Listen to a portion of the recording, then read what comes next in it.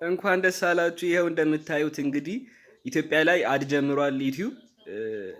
ይሄ እንግዲህ እኔ ቪፒኤን አብርቼ ምናምን አይደለም፣ ቪፒኤን አብርተ ነው እንዳትሉኝ።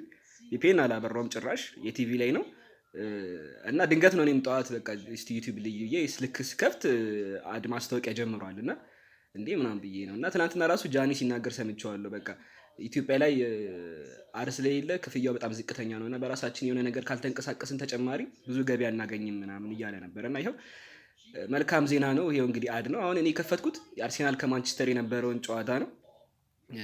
አርሴናል ከማንቸስተር ጨዋታ የ8-2 ማለት ነው። ስከፍተው ቀጥታ ነው አድ ማስታወቂያ የመጣው እና እስቲ አሁን ታዩታላችሁ። ልክ አድን ማስታወቂያ እንዳለቀ የዩቲዩቡን ምልክት ታዩታላችሁ፣ የማንቸስተርን ጨዋታ ማለት ነው። ስኪፕ ማለት እችላለሁ ከፈለኩ። ያው ስኪፕ ስለው ቀጥታ ወደ የማንቸስተር ጨዋታ ይልካል ማለት ነው። ይኸው ቪዲዮ ሪካርድ የተደረገ ነው እንዳትሉኝ፣ ይኸው አያችሁት፣ ዩቲዩብ ነው እና ገርሞኛል። እንኳን ደስ አላችሁ። ለነ አሊ ቲዩብ ሜንሽን አድርጉ፣ ለጃኒ፣ ለሁሉም ዩቲዩበሮች ሜንሽን አድርጉ።